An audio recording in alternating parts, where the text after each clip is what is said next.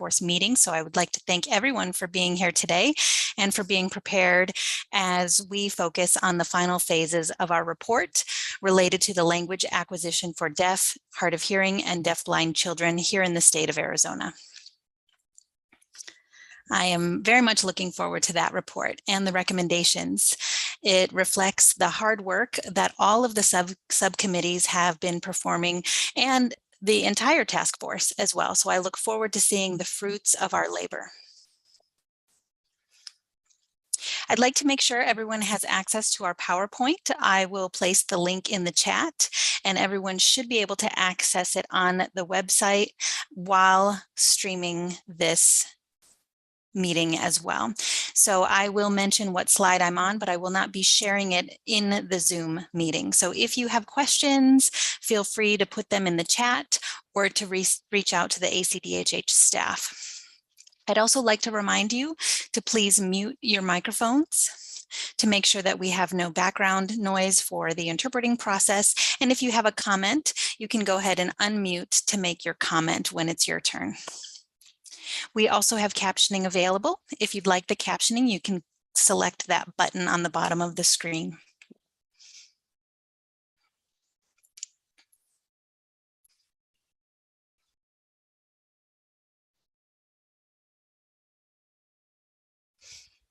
Okay, I'm just getting my PowerPoint ready. And I'm going to go ahead and skip to slide 4 at this time and talk a little bit about the agenda for today.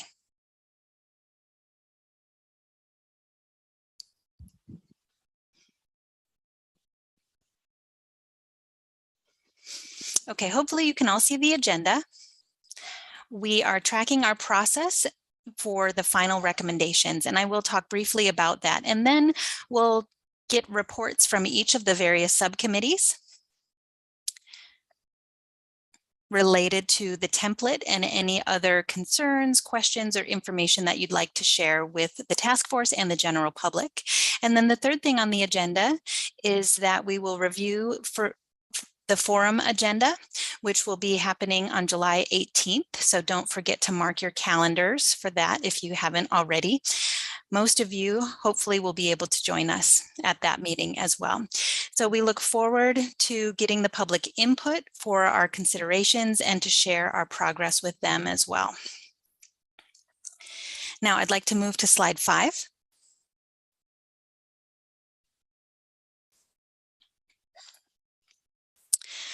As far as tracking our progress, you might see that we've had a number of recent subcommittee meetings throughout the month of May. And I also see a question in the chat asking if the public forum is in June or July. And I do want to clarify that. Yes, it's June 18th. Sorry if there was confusion on that. It is June 18th.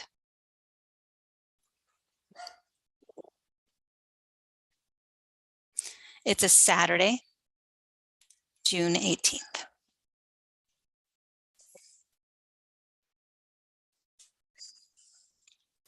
Okay, in terms of tracking the progress,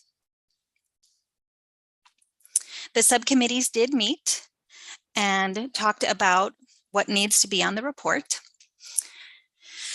And I did participate in the meetings with all of the subcommittees to observe a little bit, and there was some great discussion. So today's meeting is the final task force meeting, and I would like to talk a little bit about what I saw in each of the various reports, and then have an opportunity to put them all together in one place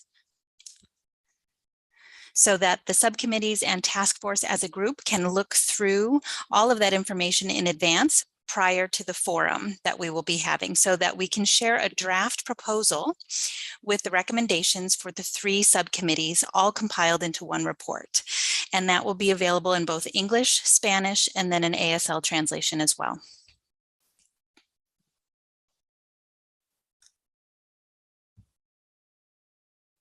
The last thing on the slide is that after that public forum on the 18th, we will take a moment to have a final subcommittee meeting with each of the subcommittees to see if we need an opportunity to finalize any specifics on the recommendations, and that will happen between June 22nd and the 30th. So after those subcommittee meetings, I need to complete the report by June 30th.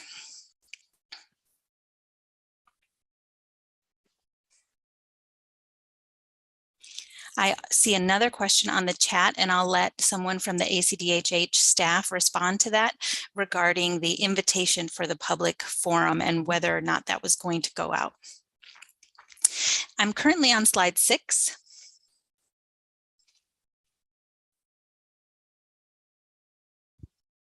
And we are talking about the building blocks. This is a nice visual on how we've been able to gather and pull all of our information together. We've had task force meetings, we've had discussions and share outs with information, concerns, challenges, frustrations. And we've also identified some terrific resources that we've been able to share. And the subcommittees have had more participation from the community and experts to talk a little bit on a deeper level about some of the opportunities we have to fix the system for language acquisition for all. And I'd like to emphasize the all in that. It's not just some or few, it is all deaf, hard of hearing, and deafblind children in the state of Arizona. So we are now approaching the end of our work so that we can submit our recommendations and then return to the task force for our final recommendations for ACDHH to review, and then those can be submitted to the Arizona legislative body. So it's an exciting moment for the state of Arizona. And we know that we're not going to be able to resolve all of the world's problems overnight. And that's not how the system is designed to work. But it is amazing that we've been able to share and learn more about this process, identify gaps and challenges, and find some terrific benefits in our system as well as opportunities. So I look forward to the work we have ahead going forward as well. Now, with that, I'd like to go over to slide 7. And before I turn it over to the subcommittees for updates, I'd like to just check in to see if there are any questions.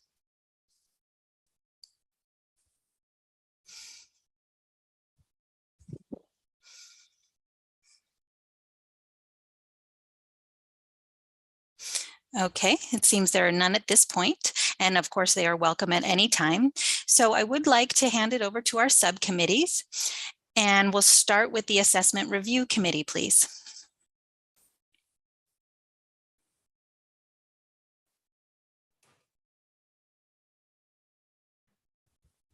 I'm not sure who.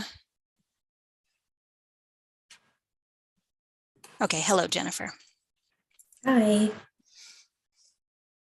We do have Michael Olivier here as well to support with this report.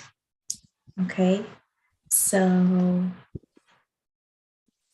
I guess I'll just go ahead and begin. We did have a subcommittee meeting a few times, and we do have a variety of people who were able to meet at each of those subcommittee meetings. So we did put together a template, and we filled in as much information as we could about our findings for the data, for assessments that we do offer currently,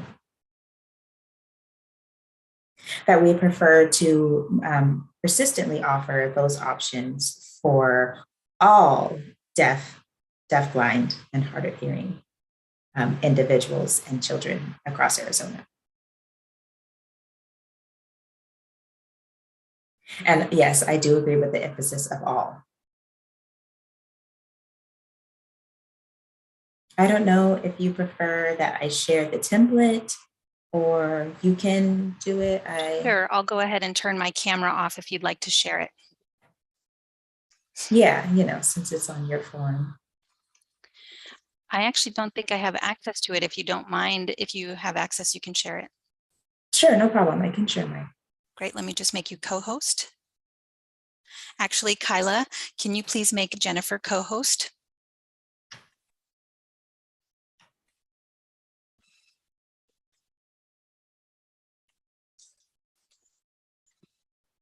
I can pull it up here.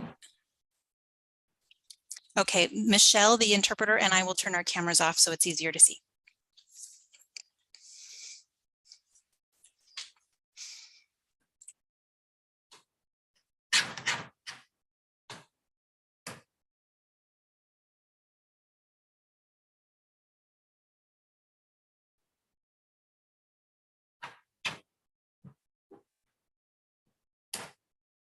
Okay. Can everyone see this? This is the report on the assessments committee.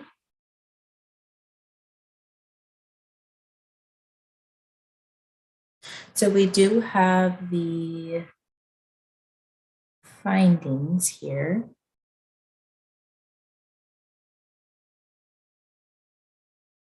Some are still labeled, but I do want to double check some of that information just to make sure that it's all accurate.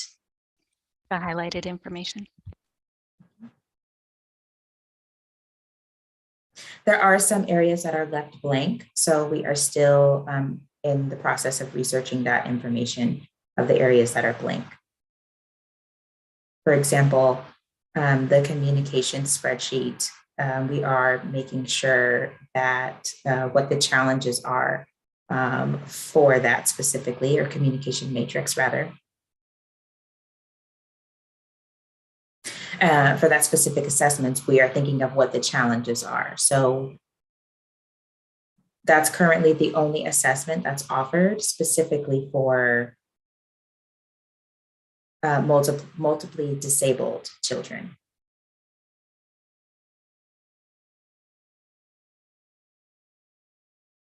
We do want to emphasize that we do offer that assessment across the state of Arizona.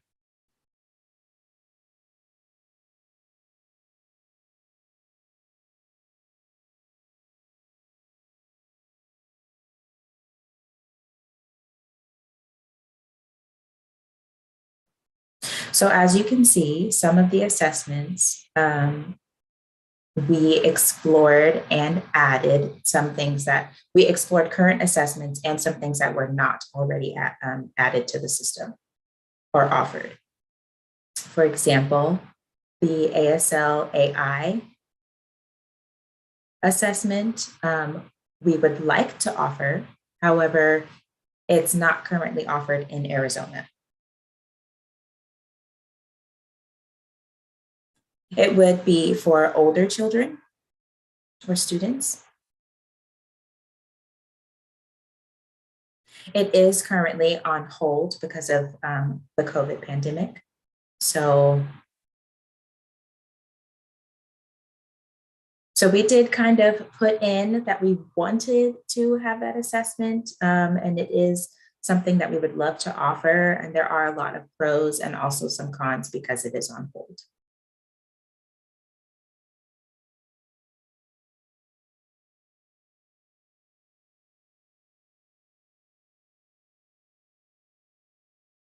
There's another assessment that has a huge con, is the ASL EST. And that assessment, what we would like to offer all over the state. However, there is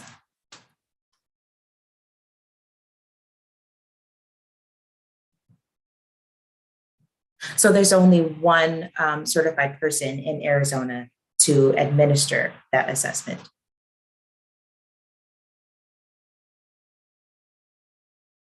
So our recommendations, we left blank because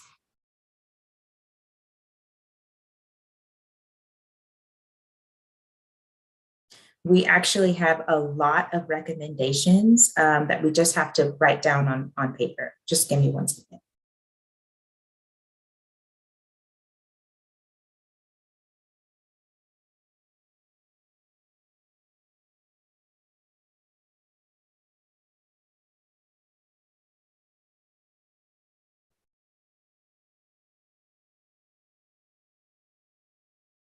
So these are our current recommendations.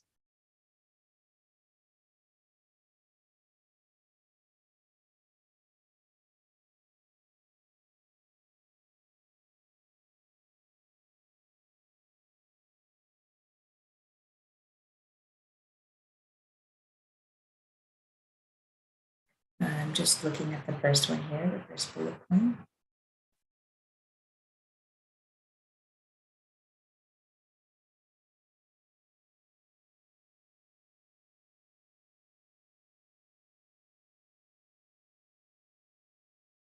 We did explore some other examples of assessments, as you know. We did get state samples for Pennsylvania, California, and a variety of other states. And we took a look at what would best fit us here in Arizona. Some did and some did not.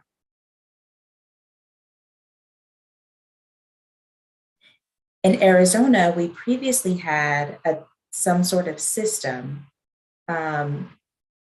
for assessments and a team that would go all over the state, set up across the state. And several people have been in discussions about the idea of restarting that process and restarting that group. So that is another question we have. The group did come together and wanted to reestablish themselves. So we are offering that possibility. So that's our number one recommendation, is to start up a statewide team for assessments.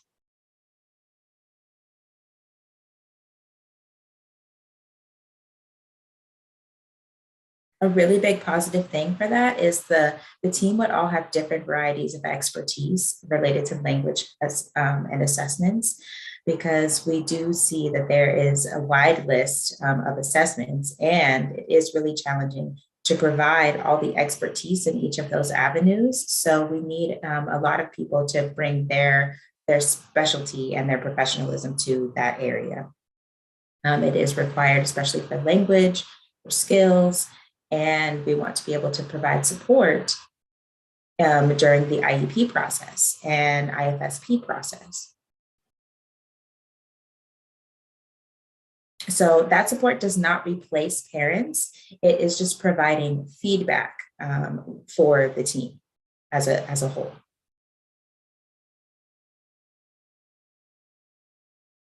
It will also include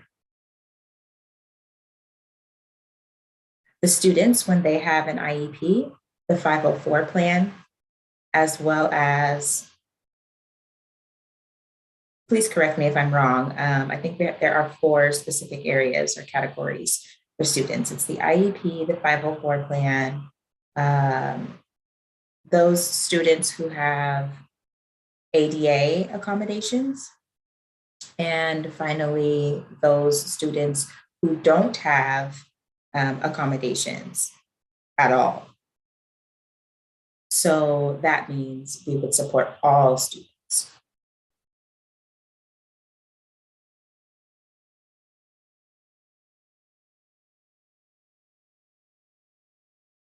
Next, we have recommendations for the frequency of assessments. We do have birth to 3 as well as kindergarten.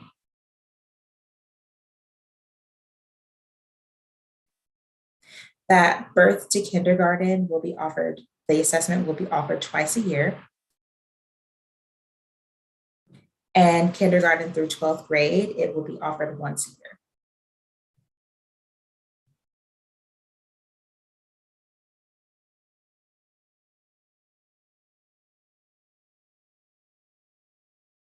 We did take a good look at the evaluation process and what skills and qualifications are needed to define and so here in my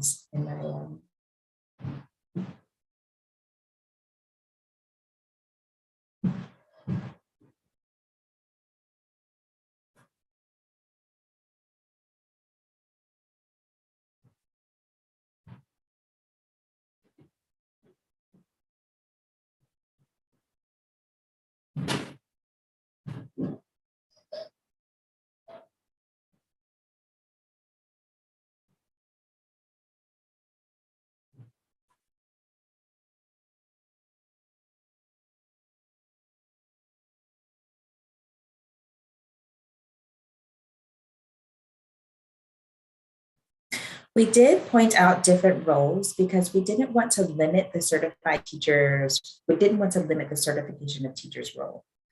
Um, we do recognize that several staff, um, a wide range of staff, do qualify for being a part of the assessment process for language for children. So that's why we did want to make sure that we had a really comprehensive and inclusive process to this.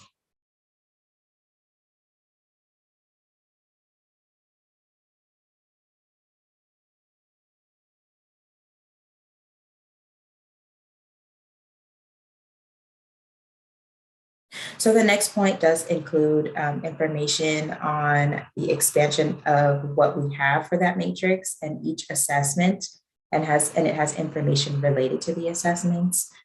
We do have another data form that goes more in depth on each assessment. So I will continue to add some of that information within the recommendations, and so that we can have it all in one.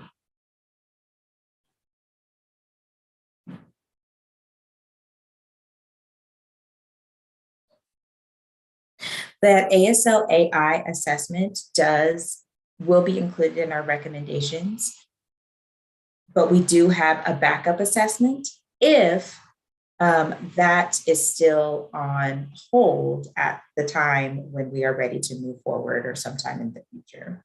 So if something happens where we are ready to move forward and start the assessments and what we come up with in the future, but the ASL AI is still on hold for whatever reason, we do have a backup plan prepared for that type of situation.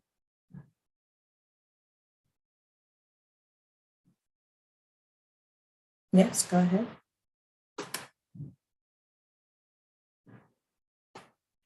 Now I can see.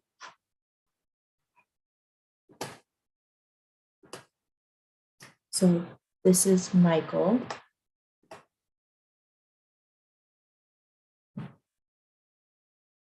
We do want to provide tests plus an assessment, and many assessments do require us to watch and take notes after the assessment. So with the ASL AI, that is a computer-based test, which means that it is one positive, that we can't just send the link because it is a big state. So we can just easily send it virtually and then give a brief description about how to administer the test and how to facilitate. Something like a proctor, maybe would have space there, and it would be an automatic access to the system. And I'm thinking some sort of test would be, someone would have to physically be there, because someone would not have to physically be there because it is a computer-based test. So that is one positive that we have with that. That is one recommendation for that one. I think that's just all I wanted to add for that part. Yes, and that was a huge positive because we are really desperately looking for trained and certified, qualified individuals to administer the test or the assessments. So that was something that we did recognize, that we can run the tests themselves. Yeah, good point, Michael. Was there anything else you wanted to add so far about this one?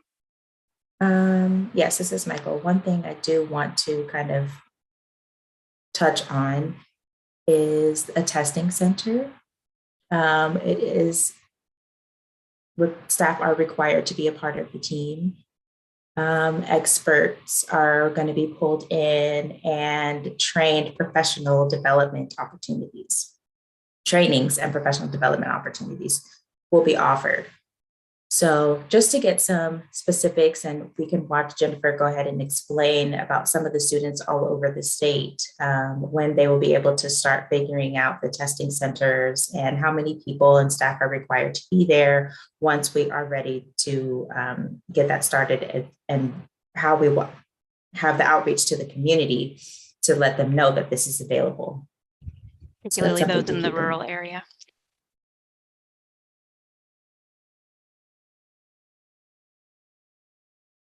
And I think it will provide more equitable access across the state. Michael's saying exactly.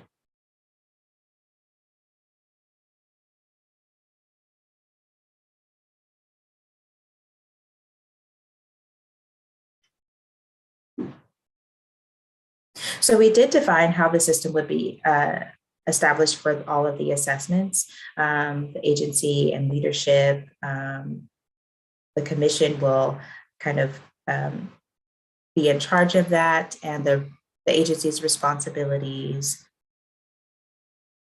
And if we were to coordinate with other agencies, how we could work that out. ASDB can have a team of leaders to kind of manage that and Oversee the assessment team.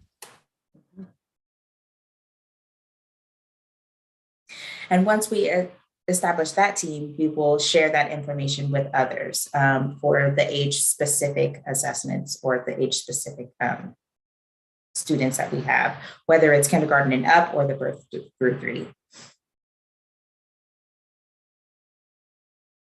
Mm-hmm. Like, or also, for example, the transition groups for adults, students who are coming out of high school, and things like that. So we will have information shared with all of those teams.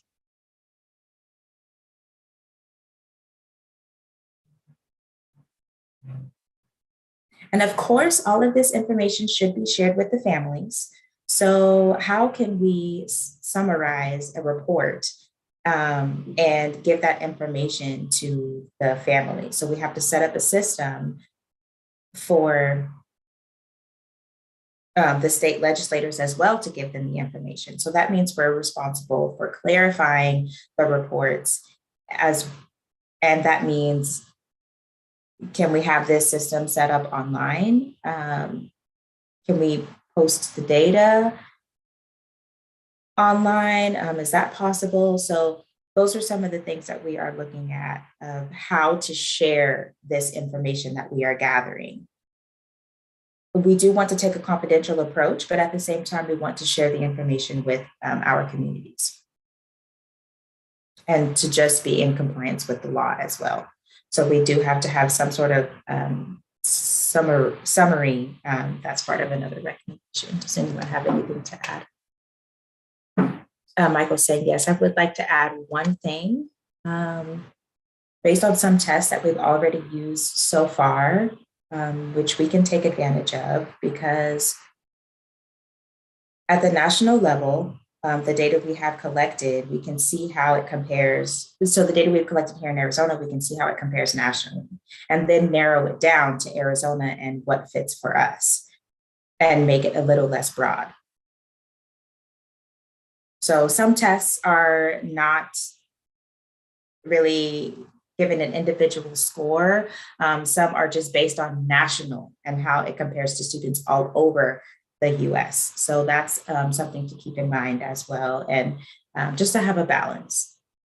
So that's the only thing that we are thinking of while we're having our discussions in our committee meetings. So thank you. So yeah, unless there are any questions, I am done. This is Jennifer.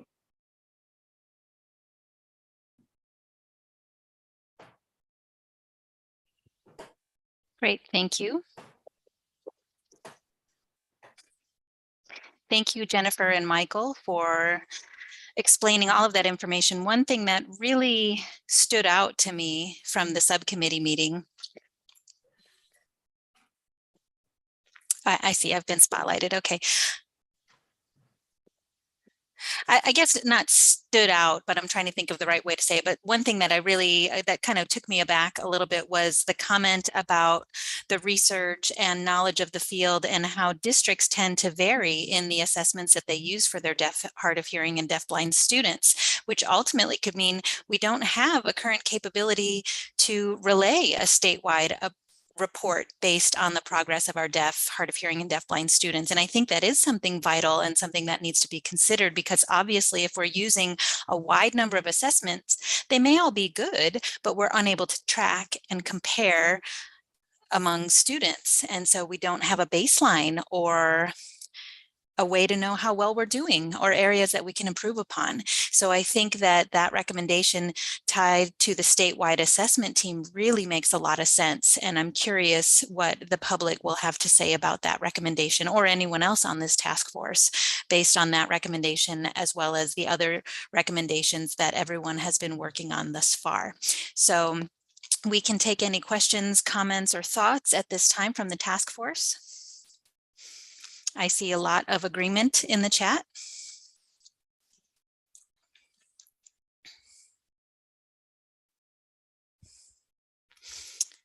So we'll see if there are any other questions or comments.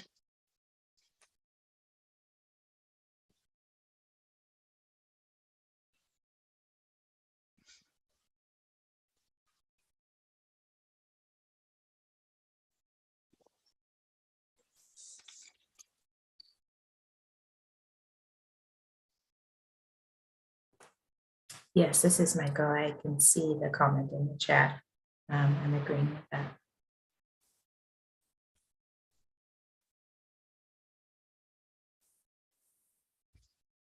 I do see one comment in the chat that says, I think the data group will bring new information to light about ongoing processes and monitoring for children who are deaf and hard of hearing in special education preschools. So being able to monitor that will be interesting.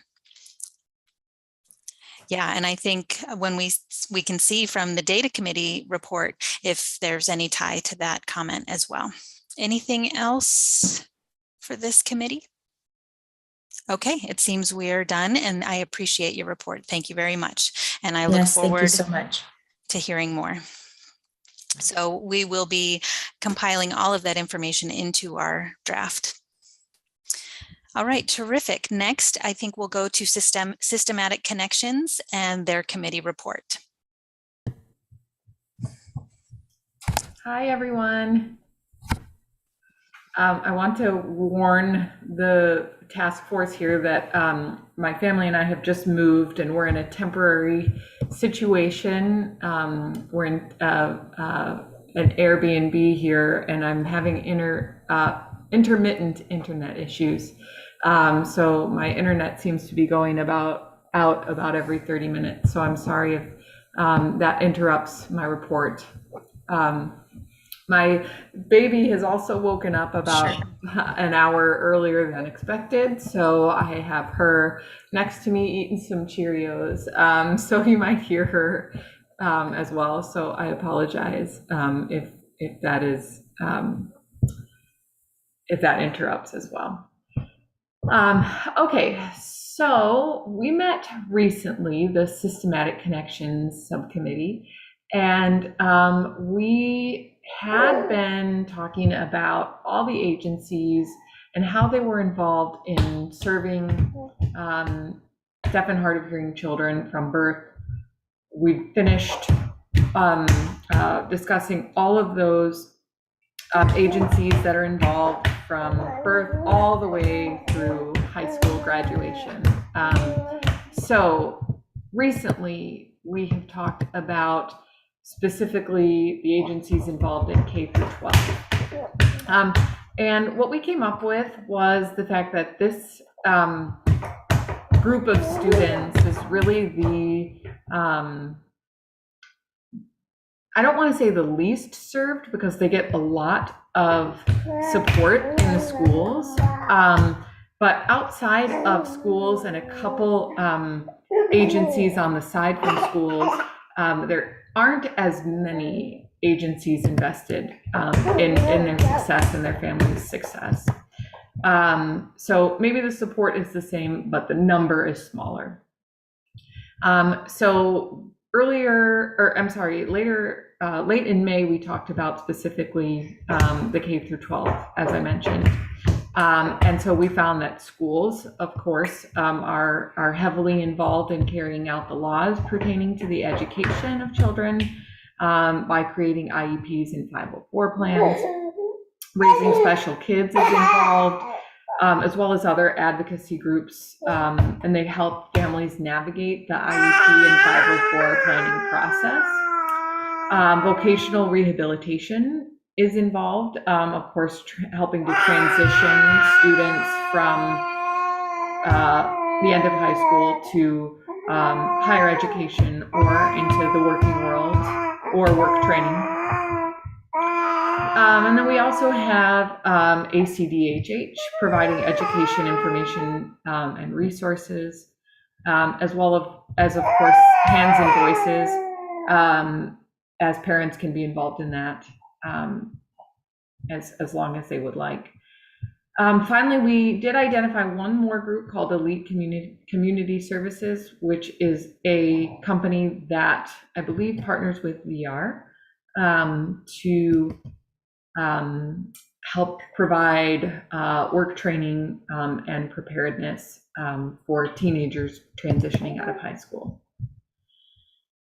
So is anybody aware of any other agencies or groups that are involved in providing services to students in the K through 12 range other than those that I mentioned?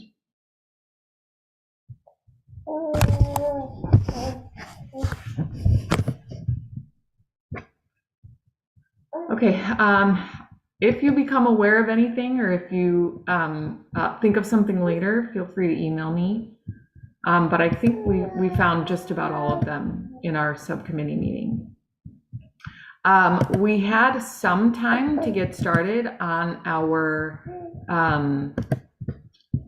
committee report. And so we've really just started on our findings, and we have not yet compiled recommendations, but as I'm kind of looking through the work that we did in our last meeting, I'm seeing that we sort of lumped in recommendations in with our findings in some occasions. So we might have more done in that regard than we have realized. But we still have a lot of work to do. I'll show you, we have one more subcommittee meeting left to finish this report. But I will show you what we have. Okay, so a lot of what we have pertains to the birth to 3 age range. For example, we found a lot of gaps in the supports for families. A lot of the materials, educational resources have not necessarily been updated recently, and we have lots of professionals who are involved in helping identify and intervene and provide services to families, but they might not be doing as comprehensive work as we would like. So far, so good. We just seem to need a little bit more time to complete our report. Yeah, does anyone have any questions about where we are so far, or have any thoughts on our report?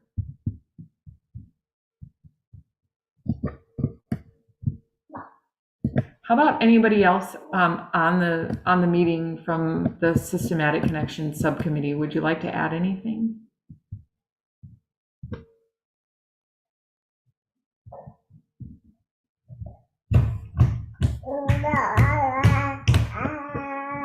Okay, well, like I said, we still have a lot of time to take advantage of in our next subcommittee meeting, and I hope that we'll make a lot of progress on this report. We certainly have so far. We had a really lively meeting last time, and a lot of input from the subcommittee members. So so far so good. We'll keep working on it.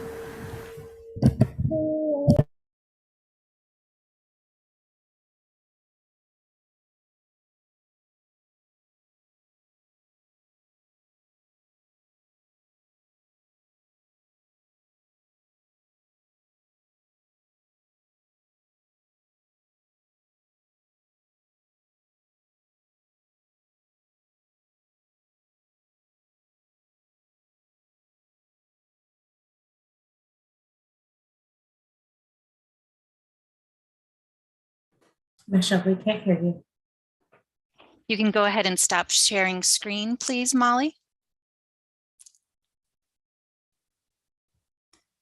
Great. Thank you, Molly, for that in-depth report. I agree when you said that recommendations often include what we've been doing already. And I think the same thing's been happening with the other committees, because some people have talked about not knowing what to recommend or what to share, but that is a part of your recommendations, the things we're already doing. And I think that we've talked about some additional issues as well, and some considerations of where we can improve and how we can address that. So it's really been amazing to see how we've been able to pull these experts and knowledgeable people together into one room and compile so much information in one place. So I'm very grateful and appreciative to everyone that has been involved. I would like to allow an opportunity again for any questions for the Systematic Connections Committee.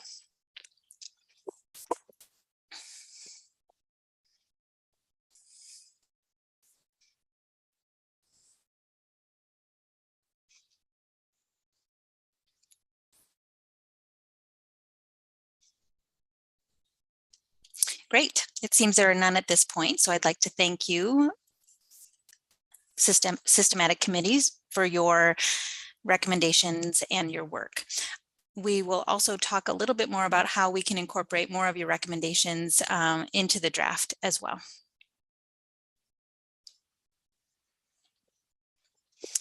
Yeah, I see Suzanne Perry from the Arizona Department of Education, who's made the comment that I like that thought that recommendations could include things that we are continuing to do, things that we need to stop doing, and things that we need to do more of, as well as things that we need to start to do. And that's very well said.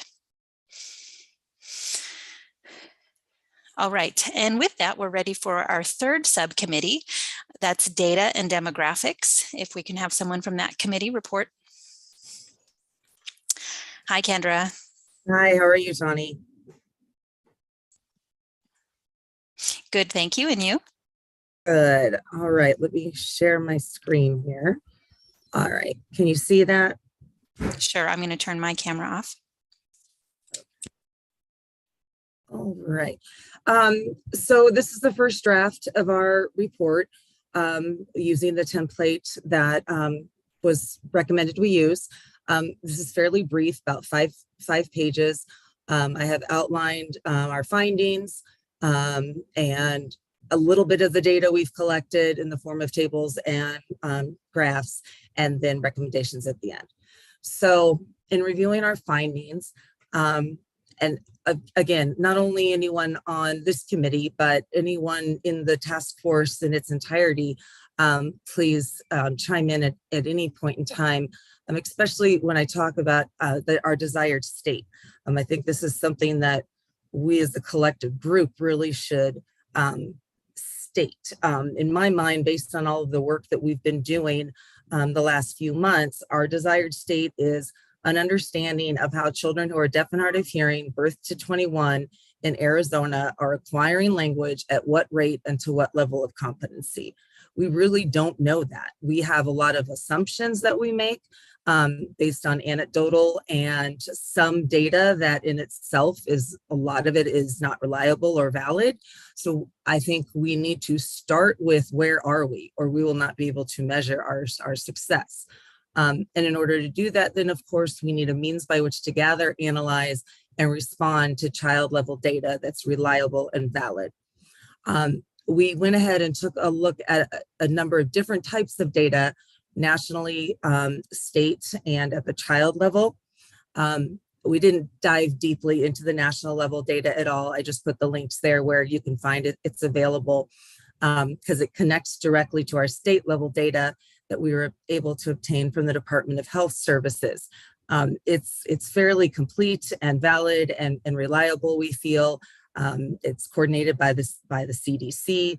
And Fran, I'm not sure if she's on, but please feel free to jump in at any point in time. This data comes from Fran. I will go ahead and scroll down to the most recent report that's available from the Department of Health Services in regard to the screening, diagnostic, and intervention of children who are deaf and hard of hearing in the state of Arizona. And this data is from January 1, 2020 to December 31, 2020. So of course, we all know what happened that year. So this data should be interpreted with caution and perhaps going back a few years, which you'll see later on, I recommend that we do, looking back at data perhaps from the last 10 years in the state to see any trends, which will help us then plan for the future. So you can see there the total number of births in our state, the total number that were documented as having been screened. Of those that were screened, approximately 2% did not pass their hearing screening and were referred for subsequent diagnostic testing. After that testing was conducted, they found that 30% of those children did not have a hearing loss. Of those children referred, of the 1,212, 54% did not have any diagnosis. That may seem like an alarming number. It was to me, but when you look further down the report to see why, what contributes to that number, included in that are children who perhaps had additional complicating medical factors and passed away, families that moved out of state. There are a number of different reasons for that contribute to that number. Of those 1,212 children referred for diagnostic testing, 16% were identified with permanent hearing loss. Of those children, 100% of them were referred for early intervention services. And of those children, 69% subsequently enrolled in Part C. The reason why you see a discrepancy between the 100 and the 69% is due to either children not qualifying, families perhaps moving, families perhaps declining services. There are a number of different variables for that. Any questions so far? Can't see everyone or the chat, so if anyone has any, if they want to pop on. Okay, all right, I'll go ahead. Then next, we looked at child level data. And sorry, making everyone dizzy. The child level data is available to us again from AZIP, from the Department of Ed, a number of different sources. And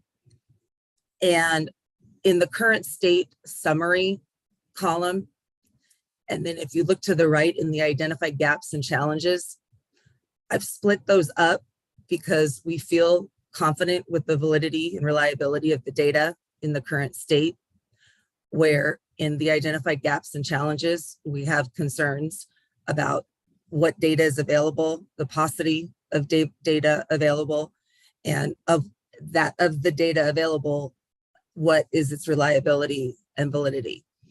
So in looking down at some of our Part B data that's available to us, that's fairly interesting. And again, we can't ignore the pandemic in 2020. Let me scroll down here first, give you a minute to look at this graph. Every school year on October 1st, the Department of Education takes a student count of total enrollment in schools across the state. Included in that is a count of children with all disabilities, all disability categories. You can see that there was a dip in 2021 And there continues to be a dip in 21-22. And again, this is as October 1st. So it's very possible that by the end of the school year in May, that number did increase. This is simply reflective of October 1st of the school year. So by October 21st of this past school year, the number of children identified with disabilities receiving special education services continued to dip. Now, if you look back up here, which I thought was interesting, the number of children identified within those disability categories as deaf and hard of hearing also dipped in 2021. But then you can see that just this past school year, already by October 1st, we began identifying children again, and at a rate higher than we had since prior to 20, even perhaps ever. I don't have the data for before 2016. I don't know what that really tells us, but I think it's worth taking a look at, as it'll again impact how we plan for the future.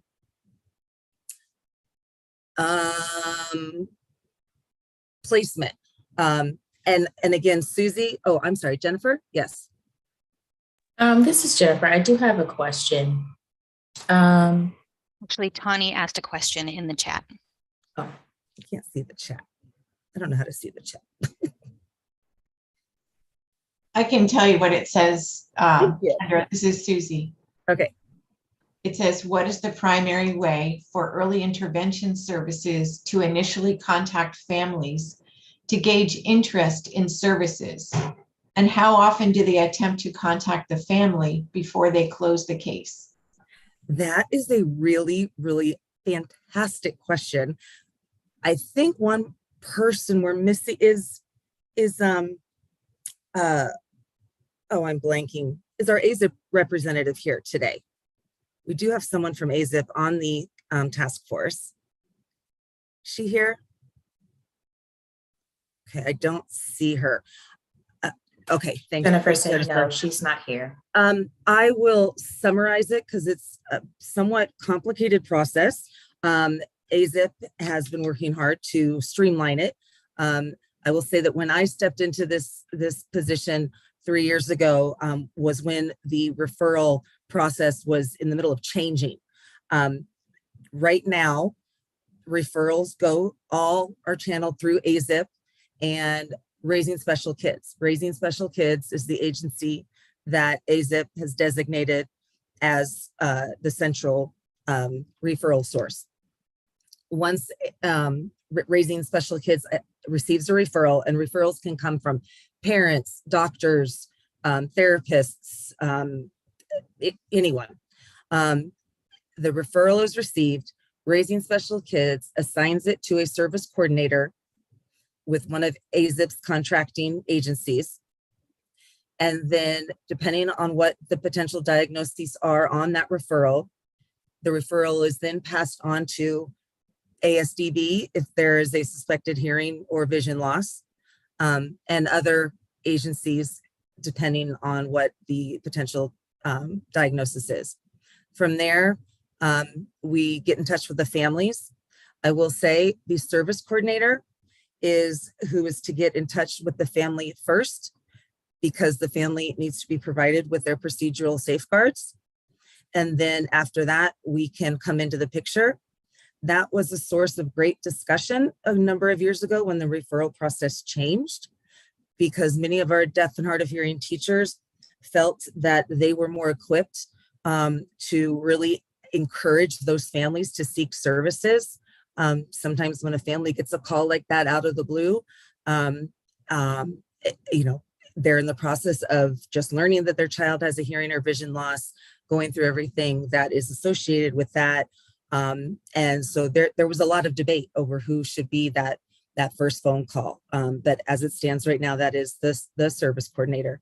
And they do make a number of attempts to bring that family into services. Does that answer your question, Tani?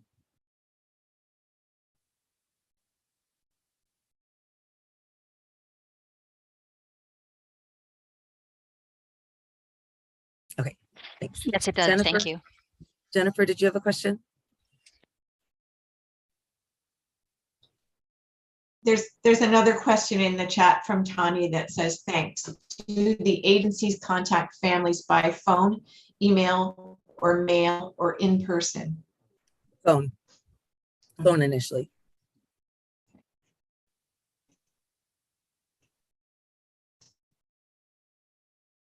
Jennifer, did you have a question or no? No, I didn't. Thank you. Okay. All right. Okay. Next, if you take a look at placement, once children have transitioned from Part C to Part B, and we do, let me see here, looking back up at that table that I showed you earlier, 191 children with hearing loss in the year 2020 were referred to Part C, 131 were enrolled.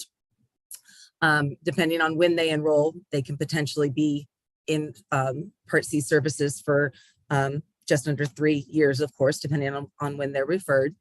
They need to be, the transition process starts at 2-6 for children. And in some cases, they even start talking about it earlier than that.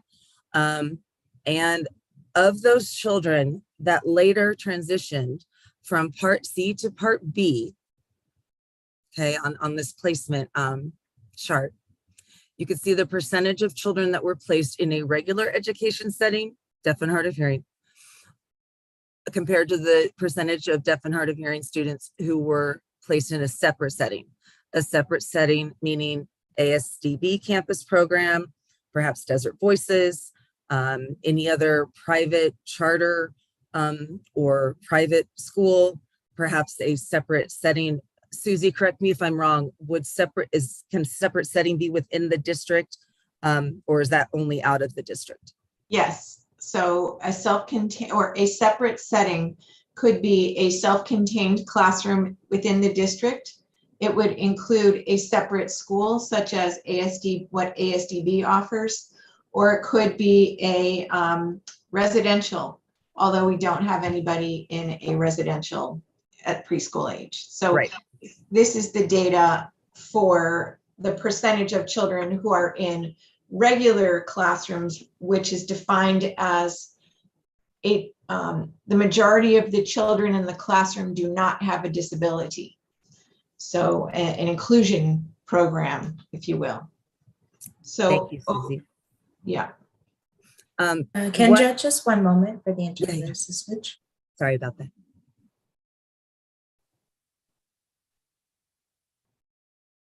Okay, thank you. And Susie, let me know if there's any questions in the chat too.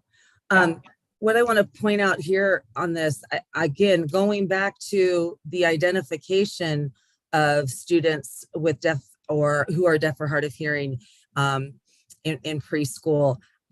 And then you look at this table and you see that during the year of COVID, the number of children in separate settings skyrocketed according to this data, and continued to in 21-22. Now, what I find interesting, just because I know this personally, our campus-based preschools with ASDB, even though it looks like that number has increased tremendously, I can tell you that we're not up to enrollment numbers pre-COVID. Our preschool on the Phoenix campus had about 60 students at the end of the 2018-2019 school year. And we, I think this year, and Michael, correct me if I'm wrong, ended around in the low 40s. So we're still not back up to the level of identification that we were before. Thanks, Mike. Any questions on that one? Kendra, I would just point that this has more to do with, and I put this in the chat, with educators or those people who are reporting the location of services or the type of program that the child is in, changes in their understanding of the codes. Because as you know, there were a number of educators who were saying that children who were in a separate program were attending a regular early childhood program. So they were mislabeling. So this reflects the changes in understanding of how to code the environment that children are attending. Exactly. Thank you for bringing that up, Susie. And again, that goes back to the reliability and validity of the data. And so with that, just like often happens when you're collecting data, it points to areas of needed professional development. So I think that's something that we really took away from what we dove into, is there are a number of different areas of professional development that the field needs. Not only those outside of deaf education, but those of us within deaf education. And then lastly here, as far as the data we currently have, Susie, I'm going to let you go ahead and highlight this, since this is your baby, Sure. and share a little bit more in depth than I can. Right. So we are required to assess children's performance while they're in preschool special education programs. The state identified tool for conducting those assessments, or that ongoing progress monitoring of their performance relative to certain standards. And the one we're looking at here is the social emotional outcomes that we're required to assess. And we also assess language outcomes, knowledge and skills, cognition, adaptive behaviors. So this is just a small snippet of children's performance with respect to their social emotional outcomes. And what we've been engaging in is a look at how children perform relative to the location or the environment in which they're included. So we pulled out just for children who are deaf and hard of hearing, if they were in a regular early childhood program, the percentage of children who demonstrated age level expectations or exited performing much like a typical child, and in this case for social emotional outcomes, compared to children who receive their special education services in a separate setting. And regardless of the subgroup, demographic, ethnicity, gender, and in this case, disability category, we are consistently seeing that children who are in regular early childhood programs have better outcomes than children who are in separate settings. So, and Kendra, I'll let you go ahead and kind of talk about some caveats that you believe need to be considered. Thanks, Susie. Yeah, and again, anyone here who has a passion about data and is a nerd like I am, I'm sure a lot of things are coming to your mind when you look at this number of factors that we have to consider. First off, one might assume that children who go into a separate setting potentially go to that separate setting because they have additional needs. I can tell you that our preschools with ASDB, the demographics have changed tremendously in the last number of years. The number of children we serve with additional disabilities, severe disabilities, and medical complications has risen significantly. And you could also dive deeper into this and ask how many of these children entered preschool with any type of language at all. How many of these communicated with listening and spoken language in each setting? How many communicated through ASL? There are so many different things here to consider. Additionally, this is social emotional outcomes, which we of course know are linked to language. However, based on what we were able to pull together, there's not really any language specific, detailed language specific data that's available that's collated. We, in our early intervention program, have individual student files that have individual data on every child, where our Birth to 5 program in its entirety is involved in Odyssey, ODD ODACCE. It's a CDC project out of University of Colorado, in which they're tracking our students' vocabulary and language. But again, that just would represent a small segment of the population in Arizona. So that data is really not available. Even when you look at outcomes that AZIP provides, you have to ask yourself how those outcomes are determined. And it is typically at a child's exit meeting, a group of professionals, including the parents. It's have a discussion, review the child's present levels, and in comparison to age expected norms, and make a informed subjective opinion. So hard, fast data on language development, to our knowledge, I always want to give that caveat too, to our knowledge, is not available in one place where we can efficiently access it and then use that to make decisions. Well, each individual program can access that for their children but may not know how to. But we can look at specific dimensions such as language, communication, cognitive skills, motor skills. We can drill down to that level using the data that the tool that we currently use. Right, and I assume you're referring to Teaching Strategies Gold, Yes. which of course is a mandated assessment that preschoolers must receive. And while it does break development into specific areas, I'll just speak for our program, and I'm quite certain that other programs for deaf and hard of hearing that are housed within districts do the same thing. We dive really deeply into the language development of a child, much more deeply than Teaching Strategies Gold would. And we do that because we want to diagnostically teach to where the child is, and then sequentially improve their language depending on what their goals are. We have a pretty good grasp on how to do that with listening and spoken language, along with Michael Olivier and some others within ASDB's preschool, Michelle Ahern. We are working to try and have the same sequence of development available in ASL so that we can teach diagnostically there as well. So, okay, I guess any questions before I go on to identify gaps and next steps?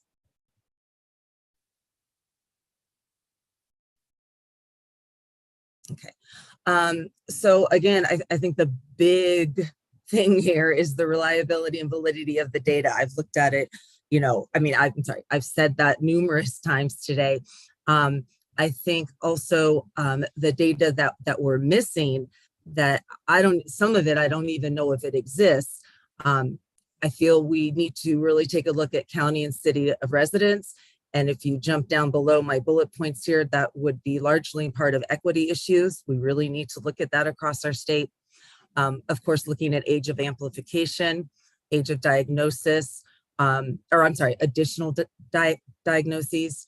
And that data is available in individual student files on case history reports. But how to go about collecting that in its entirety, that's something we need to determine, I think. Language input. I don't know where they, again, in one repository, collect what type of language the family has chosen, with what frequency is that language being used? Is the child in a Spanish speaking home and the goals are in spoken English? Is the home a hearing spoken English home and the child is using ASL?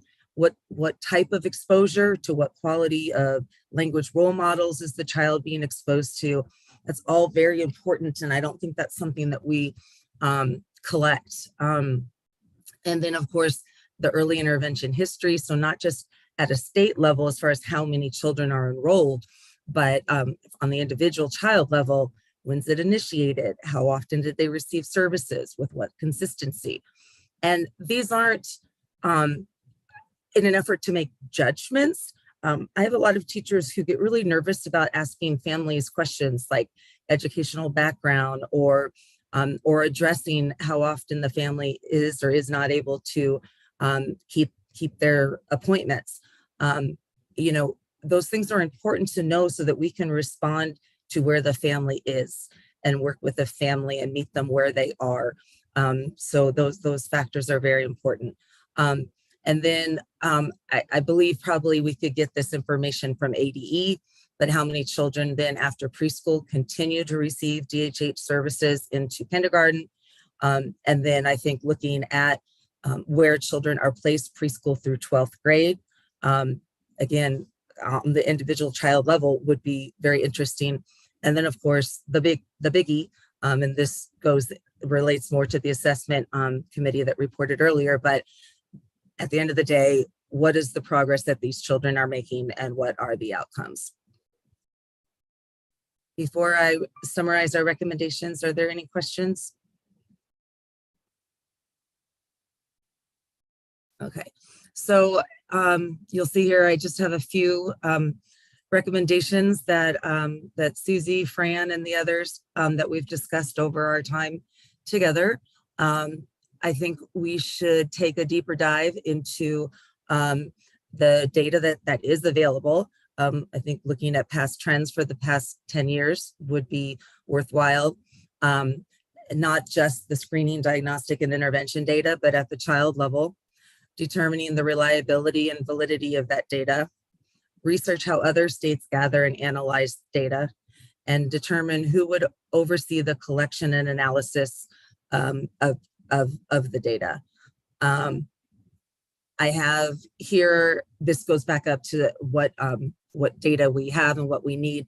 The rows highlighted in gray are the data that we don't necessarily have at hand, doesn't exist, or certainly isn't collated somewhere in a central repository.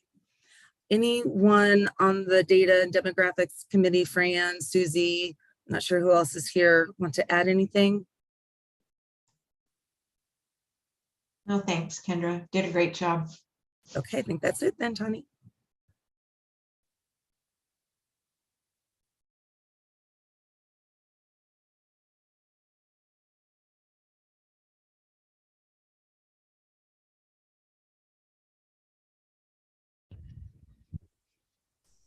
Thank you, Kendra, and Suzanne as well for your input.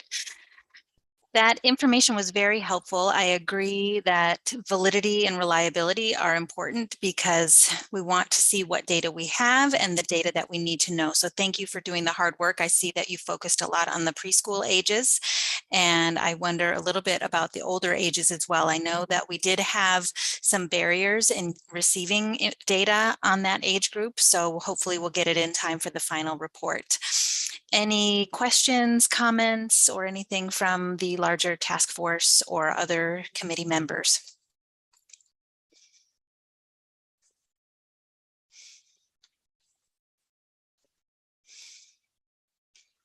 Jennifer, Michael, would you like an opportunity to respond to the data that was shared from that committee, particularly the project with the University of Colorado? It seems like it would be a good start for assessment, and that might be something that we can look at making a connection on.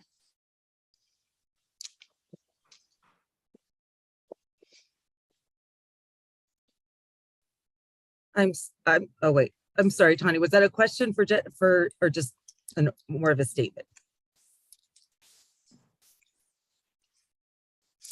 It was actually a question for Jennifer. Okay, got it. I wanted to see if she wanted to respond because she was on the assessment committee. Go for it, Jennifer. So we did consider Odyssey when we were putting together our assessment lists.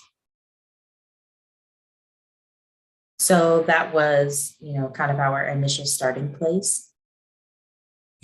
Okay, that's good to know. So that is something that we can mention in the recommendations, and we can talk a little bit about that. Kendra or anyone else, where's the recommendation starting point? Could you send that to me so that I can refer to it? And clarification to the interpretation, I meant the project with the University of Colorado and the Odyssey. Is there any summary that I might be able to find on that project so that I can refer to that in the report?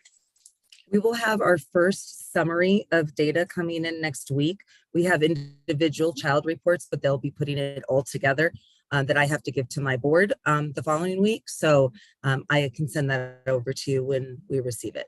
And we expect that next year it'll be all that much better. There were a lot of kinks to work out. It's a very overwhelming project. And Mike can speak to that as well. But yes, I can have that for you next week.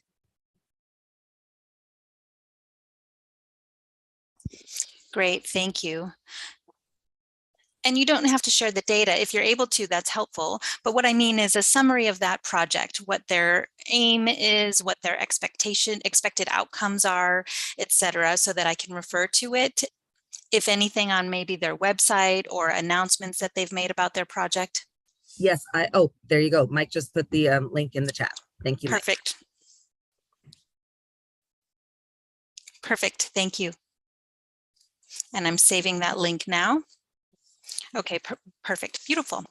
Well, I can see that data and demographics has been working very hard, and I've noticed a huge change from previous meetings for various reasons: change in measurements, change in data, clarification of some measurements, many factors that we are able to consider. And I'd like to recognize also that, yes, we don't know what we don't know. And it's important work that you all have been doing, and I look forward to additional recommendations coming from your committee as well.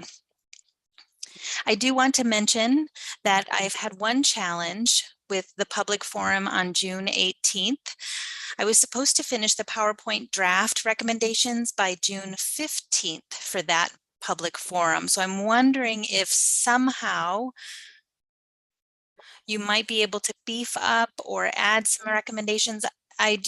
We do have notes of some of the preliminary recommendations, and I can show you some more as well in the PowerPoint for the public forum. So I don't know if it's possible by the end of this week or Monday, if you can pull together some additional recommendations and information. And when I have access to it on Monday, I can incorporate it into our draft of recommendations. Obviously, it doesn't need to be a complete list, but if you would like to use your final subcommittee meeting to do that final review, that's fine. And hopefully that'll give me a little bit more information to incorporate in the draft PowerPoint for that public forum. Okay, any questions on that or comments? Tawny, this is Kendra. Kendra. Was that in reference to just the data committee or all of us? Like, is there something specific that you saw we were missing? Oh, okay. Yeah, okay. Sorry, that was for all three committees. Yeah, all three committees, because some had said that they left recommendations blank or that it was in a separate document, and that's fine. But I just do hope that if there are any gaps still there, that those can be completed for the PowerPoint. I can look at other documents as well. That's fine. It's not an issue, but let me know what your preference is. But as long as I have information to pull together that PowerPoint by next Monday and Tuesday so that I can send it over to ACDHH so that they can check for accessibility and then post it to the website for the general public prior to that public forum. We want to make sure that everyone has access to that PowerPoint, including those who speak Spanish. And then let me know if you do have questions or need support in that area, or let ACDHH's staff or liaisons know and they can communicate with me as well, so we can see how we can work together going forward. I'm sure we'll make it work. And I can see that you have so much information there. So it's a good time to really pull those things together. Great. At this point, do we have any questions or additional comments? I'm going to refer back to my PowerPoint. Tawny, this is Susie from ADE.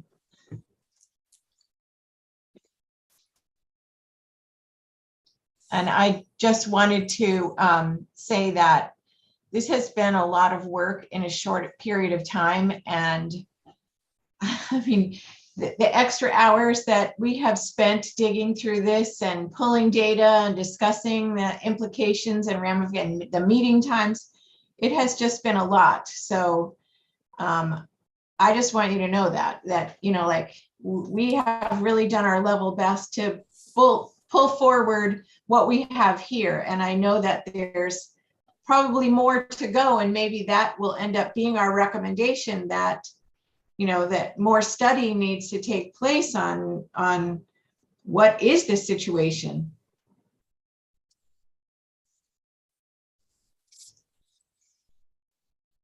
Yes, thank you for reminding all of us that. I know that you all were treading through a lot of data and you had a lot of work and information to assess. So I appreciate that. And we are working with ACDHH because we do have this strict timeline due to the fiscal year. So I do recognize that our hands have been a little bit tied, but I absolutely agree that we can identify that there is data that continues to need further exploration, and we can put that into the recommendations, or we can say that we wanted time to explore such and such area or situation further, and we recognize that our time is very limited to and we weren't able to complete everything that we wanted to. But I would rather we be honest and transparent,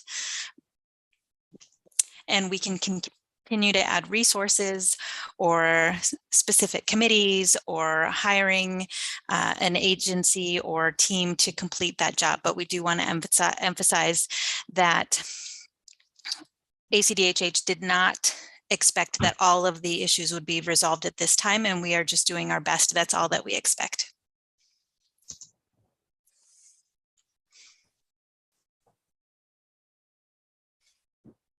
Okay, I am back to my original PowerPoint on slide number 8. In terms of the public forum, I'd like to let you know a little bit about what that forum will look like on the morning of June 18th. We will have opening remarks and a welcome from the ACDHH staff.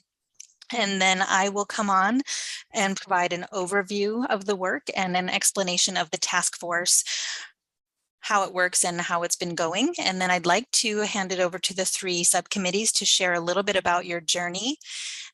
Similar to what Suzanne just mentioned, you can mention the challenges and frustrations that came about, and then we'll allow the public, we'll give each committee a couple minutes. You don't have to go into depth there, because after that forum, we will have the draft of recommendations available on PowerPoint to go through those as well, actually during the forum. And then after that, we will open it up for public input, and which is the heart of this public forum. We'd like to allow people to come forward on Zoom to make their comments. We will have ASL, English, and Spanish available for that forum. And then as we collect their input, after that is complete, we will then wrap up and be prepared to complete our final subcommittee meetings and make our final draft to ACDHH so that they can determine the next steps. Any questions about the public forum?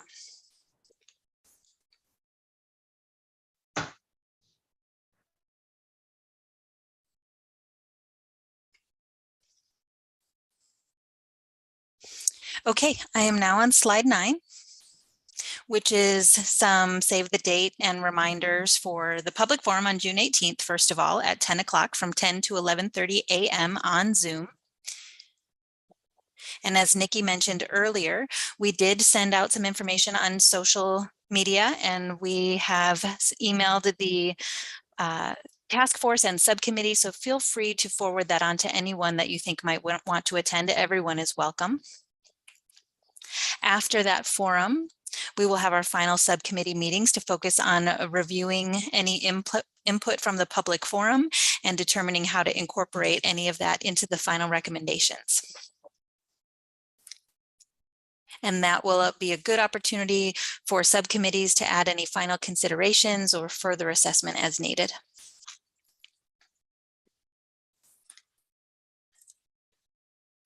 I am now on slide 10.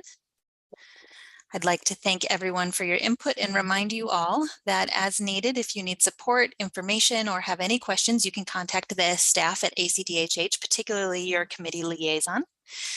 And thank you for joining us today. I appreciate your commitment to providing input and information to ACDHH on the various needs. And thank you for helping us ensure quality language acquisition for deaf, hard of hearing, and deafblind children in Arizona. Great. Thank you.